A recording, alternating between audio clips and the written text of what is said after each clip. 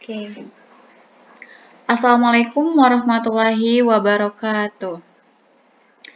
Oke, teman-teman, di sini kami dari kelompok 5 akan menjelaskan mengenai praktikum pengukuran daya dengan 3 alat ukur. Nah, sebelumnya di sini kami beranggotakan 4 orang. Yang pertama saya sendiri Syifa, ada Galang Sandika, ada Dita Natasha Fitri, dan Alifano Rifki. Oke, langsung saja. Jadi di sini tuh kami akan membahas mengenai modul 4, yaitu pengukuran daya dengan 3 alat ukur. Nah, yang pertama, tujuan dari praktikum ini. Nah, jadi apa sih tujuan dari praktikum ini? Yang pertama, untuk mengetahui cara pemasangan alat ukur. Lalu yang kedua, untuk mengetahui dan memahami metode-metode dari pengukuran daya.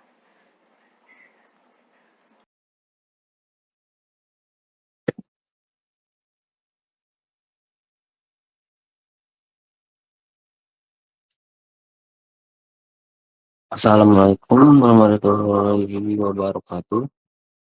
Pada kesempatan ini, saya Galang Sandika Ramadhani Krisnanda dengan NPM 2470021109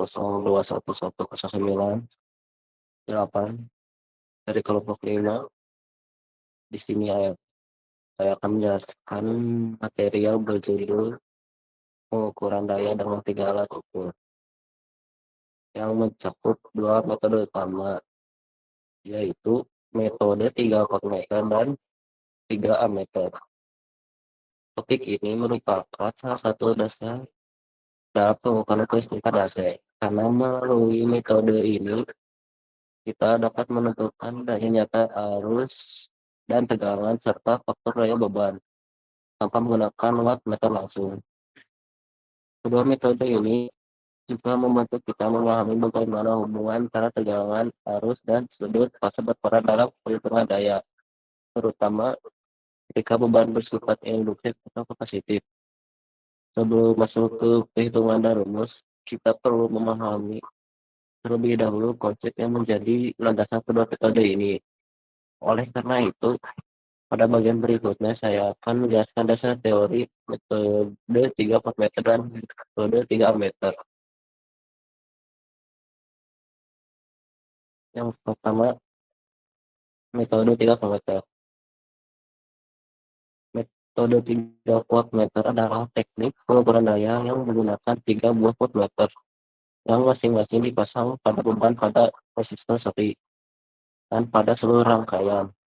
Pada metode ini, sebuah resistor seri R dipasang sebagai elemen referensi untuk mendapatkan hubungan fasa antara tegangan beban dan tegangan pada resistor. Voltmeter V1 dipasang paralel dengan beban untuk mengukur tegangan beban.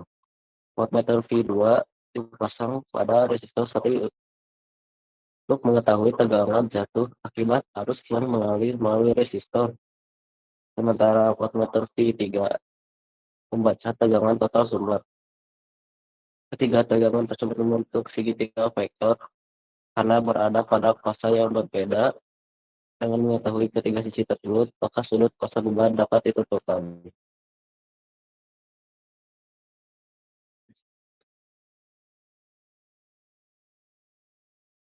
Sudut fasa yang diperoleh dari hubungan tegangan digunakan menentukan faktor daya beban. Setelah faktor daya diketahui, maka daya nyata dapat dihitung dengan menggunakan tegangan beban dan arus yang dihitung dari V2 per R. Metode ini aman karena voltmeter memiliki resistansi yang sangat tinggi, sehingga tidak mempengaruhi arus rangkaian. Hal ini menjadikannya salah satu metode pengukuran daya yang paling banyak digunakan dalam pembelajaran dasar kelistrikan. Lalu ada juga rumus dari metode 3 voltmeter. Poin pertama, hubungan 3 tegangan. V3 pangkat 2 sama dengan V1 pangkat 2 sama V2 pangkat 2 tambah 2V1 kali V2 cos Pi. Lalu ada juga faktor daya cos Pi sama dengan V3 pangkat 2 dikurangi V1 pangkat 2 dikurangi V2 pangkat 2 per 2 V1 V2. Lalu ada juga poin arus melalui beban. I sama dengan V per 2 per R. Lalu ada juga poin daya beban. Rumus umumnya P sama dengan V1 kali I kali cos Pi. Lalu ada juga poin daya beban, rumus langsung.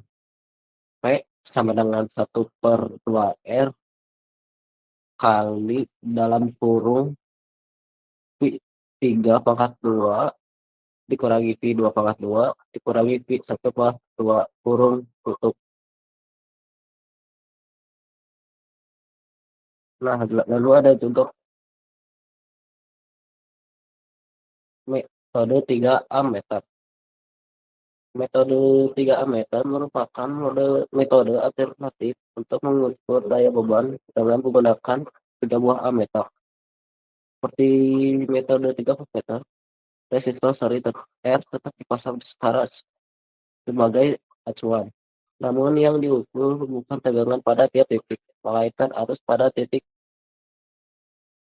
3, maksudnya pada 3 titik yang berbeda, yaitu arus beban, arus resistor seri, dan arus tengah rangkaian.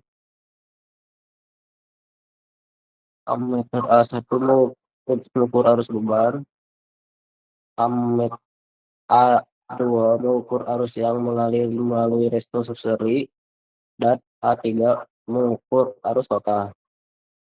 Karena arus pada resistor selalu sepasa dengan tegangan, sedangkan arus pada beban bisa mengalami pergeseran fasa tergantung sifat beban induktif atau kapasitif. Perbedaan sudut fasa antara arus ini dapat dihitung dengan hubungan ekuator arus. Setelah sudut fasa diketahui, faktor daya dapat dihitung. Kemudian daya nyata dihitung dari hasil perkalian antara tegangan beban dan arus beban dikalikan faktor daya. Tegangan beban sendiri dapat digunakan menggunakan hukum Ohm dan dari arus resistor dikali nilai resistor tersebut. Metode 3A meter tetap digunakan ketika pengukuran tegangan dirasa tidak stabil atau ketika arus lebih mudah diamati. Namun, karena ammeter memiliki resistansi yang sangat rendah, rangkaian harus dirancang agar tidak menyebabkan arus berlebih yang dapat merusak alat ukur. Nah, di sini rumus metode 3 ammeter. Poin pertama, hubungan 3 arus.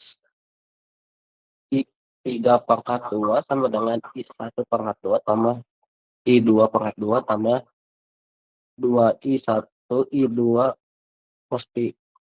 Lalu ada juga poin faktor daya. Cos Pi sama dengan I3 pangkat 2 dikurangi I1 pangkat 2 dikurangi I2 pangkat 2 per 2I1 I2. Lalu ada juga poin tegangan beban. Pi sama dengan I2R. Lalu ada juga poin daya beban. P sama dengan I1. Maksudnya I1 cos Pi. Nah, kesimpulan dari kedua metode alat ukur tersebut, baik menggunakan metode 3 meter maupun metode 3 meter, memiliki tujuan yang sama, yaitu menentukan daya nyata dan faktor daya suatu beban tanpa menggunakan wattmeter. Kedua metode ini mengajarkan pemahaman mengenai hubungan antara tegangan, arus, resistansi, dan sudut fasa dalam rangkaian AC. Sekian. Oke lanjut, jadi ada peralatan percobaan pada praktikum kali ini. Nah, apa aja sih alat-alat yang digunakan pada praktikum ini? Yang pertama ada voltmeter, ada ampermeter, resistor, catu daya, laptop, dan aplikasi Proteus. Nah, mungkin untuk lebih jelasnya akan disampaikan oleh rekan saya, yaitu Alifano Rifki, yang akan menjelaskan teknis praktikum kali ini. Assalamualaikum warahmatullahi wabarakatuh. Perkenalkan, nama saya Alifan Rifki. Di sini saya akan menjelaskan atau mensimulasikan tentang praktikum pengukuran daya menggunakan 3 alat ukur. Sebelumnya teman saya Sipa Denil dan juga Galang Sandika sudah menjelaskan tentang pendahuluan, dasar teori, tujuan, dan hal lainnya yang diperlukan untuk praktikum di sini. Nah, di sini saya menggunakan software Proteus 8 Profesional versi 8, bisa dilihat di kiri atas. Untuk alat-alat atau itu percobaannya yang pertama yang dibutuhkan itu resistor, itu jelas untuk beban Ersan dan resistor beban. Terus ada sumbernya kita cari ada di sini. Namanya tuh saya itu sumbernya AC dan juga sini ada AC voltmeter dan AC ammeter. Nah, yang pertama kita akan melakukan metode AC voltmeter. Nah, AC voltmeter ini kita rangkai secara paralel dengan beban. Kenapa kita rangkai secara paralel dengan beban? Jadi supaya kan si voltmeter ini ada impedansi yang tinggi sehingga hanya bisa membaca beda potensial tanpa mengaruhi arus yang mengalir ke beban. Kita rangkai saja. Pertama itu AC voltmeter 1, AC voltmeter 2, terus AC voltmeter 3. Sumbernya di sini sin, terus beban resistor 1 kita rangkai sebelah sini. Untuk resistor 1 di sebelah sini. Nah, untuk resistor 2 itu sebelah sini, guys.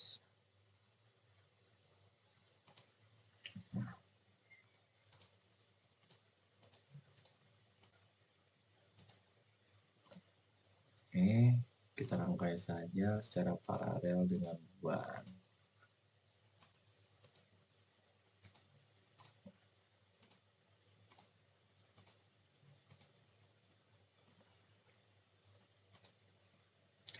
Kita pasang, oh iya, satu lagi ground. Ground juga perlu ya. Ground tuh ada di sini. Nah, ini resistor yang pertama kita masukkan 470 ohm. Dan resistor yang kedua itu 23. Ini sesuai dengan yang ditugaskan oleh dosen, 23. Oke, ini sudah benar rangkaiannya. Nah, kita ubah juga di sini. Voltnya jadi 12 volt.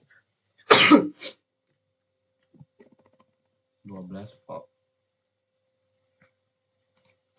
Nah, ini sudah paralel terhadap beban ya di sini. Kalian juga tahu apa itu dasarnya paralel, tidak searah dengan bebannya. Langsung kita jalankan dan boom. Nah, ini merupakan hasil dari pengukuran daya menggunakan 3 alat ukur pada AC voltmeter. Nah, di sini kita lanjut ke AC ammeter. Nah, kalau misalnya di AC ammeter, oh ya nanti datanya akan dikirimkan kepada teman saya Dita, nanti dia yang akan menghitung. Nah, kalau misalnya AC ammeter itu dipasang secara seri agar seluruh arus yang mengalir menuju beban dapat melewati dari si alat ukur. Nah, ya alat ukurnya kan tadi ini AC voltmeter, sedangkan kalau di ammeter kan kita pakai AC ammeter. Nah, ini langsung saja kita rangkai, kita pakai sumbernya dahulu aja di sini. Terus beban satu kita di sebelah, bentar.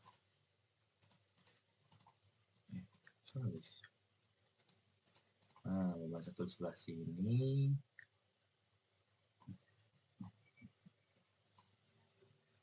Untuk yang beban 2 kita rangkai sebelah sini. Nah, karena ini ammeter, maka kita rangkai secara seri. Oh, nggak cukup kayaknya guys, ini harus agak mundur dikit. Nah, ini juga agak ke bawahin kemajuan guys. Yang satu lagi sebelah sini. Jangan lupa ya, positif negatifnya, takut kalian lupa kalau misalnya melakukan praktikum ini di mandiri untuk arah dari resistor dan juga si alat ukur ini. Terus kita pasangkan ground sini. Nah, ini sudah terangkai secara seri agar si arus tersebut melewati ini tanpa paralel kayak seperti ini. Kalau ini kan langsung menghitung yang di sini dan juga yang di sini gitu. Kalau ini kan langsung menghitung arus yang mengalirnya pada alat ukur. Nah, untuk spesifikasi ini kita yang itu masukkan 25 dan frekuensinya 50. Sebentar guys. Nah, untuk spesifikasinya sudah benar seperti ini. Kita pakai misalkan yang amplitudo sama offset tadi di DC juga sama. Nah, ini kita ubah dulu ke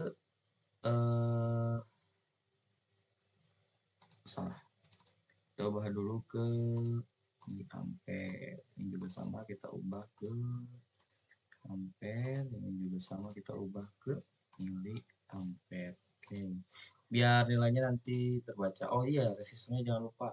Kita resistor pertama itu menggunakan 2000 ohm. Ada yang resistor kedua itu menggunakan 98.000 ohm.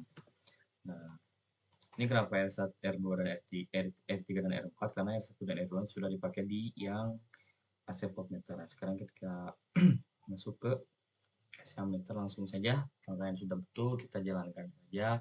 Nah, arus yang terbaca ada di triad, yang ini 9,01. Oke, dan ini 9,83 dan yang ini 0,18 AC. Ampere, tidak ampere. Sehingga kita yang lihat yang DC voltmeter yang ini sebenarnya nilainya berubah-ubah. Nanti saja kita coba screenshot dan kirimkan ke teman saya akan menghitung di perhitungannya. Nah, ini sudah ya dari pengukuran menggunakan 3 alat ukur, pengukuran daya menggunakan 3 alat ukur. Sekarang kita lanjut ke perhitungannya. Nah, perhitungannya akan dijelaskan oleh Dita Natasha Fitri. Ya, terima kasih. Mungkin sekian dari simulasi dari saya. Wassalamualaikum warahmatullahi wabarakatuh. Nah, selanjutnya kita akan menghitung nilai daya dari pengukuran 3 voltmeter. Untuk rumus umumnya yaitu V3 kuadrat sama dengan V1 kuadrat ditambah V2 kuadrat ditambah 2 dikali V1 dikali V2 dikali cos pi. Karena cos pi-nya belum diketahui, maka kita cari menggunakan rumus V3 kuadrat dikurangi V1 kuadrat dikurangi V2 kuadrat. Dibagi 2 dikali V1 dikali V2. Nah, karena V3-nya 11,8 tinggal dikuadratkan saja. Dikurangi V1 kuadrat 11,6 kuadrat dikurangi V2 0,24 dikuadratkan. Dibagi dengan 2 dikali V1-nya itu 11,8 dikali V2 0,24. Nah, 11 kuadrat yaitu 139 dikali 29 dikurangi 11,6 kuadrat itu 134 dikali 56 dikurangi 0,24 kuadrat yaitu 0,0576 dibagi dengan 2 kali 11,8 dikali 0,24 yaitu 4,6229. Nah, hasil pengurangan ini yaitu 3,6729 dibagi dengan 4,6229 yaitu 0,816. Jadi cos pi-nya 0,816. Nah, lalu kita akan menghitung arusnya menggunakan rumus V2 dibagi R. R ini tuh R beban. Jadi karena di sini R beban itu 23.000, jadi tinggal dimasukkan saja V2-nya kan 0,24 dibagi 23.000, yaitu 0,00001043 ampere atau 1,043 kali 10 pangkat 5 min 5 ampere. Lalu untuk selanjutnya kita akan menghitung daya aktifnya. Nah, rumusnya itu V1 dikali I dikali cos pi. V1-nya itu 11,6 dikali I yaitu 1,043 kali 10 pangkat min 5 ampere dikali 0,816. Jadi hasilnya 9,09 kali 10 pangkat min 5 watt atau 0,0000909 watt.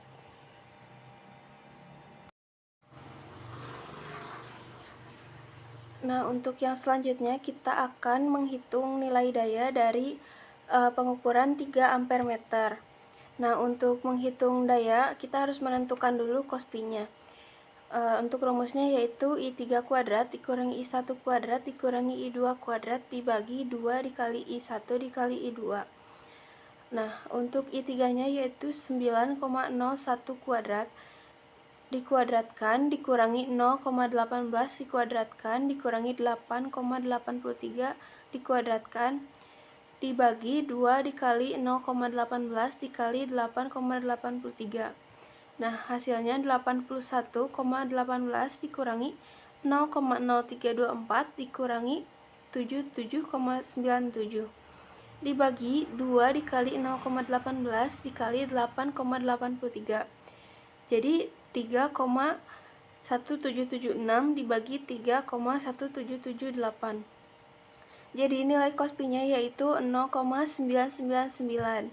Nah, selanjutnya kita akan mencari tegangannya dengan cara I1 dikali RB.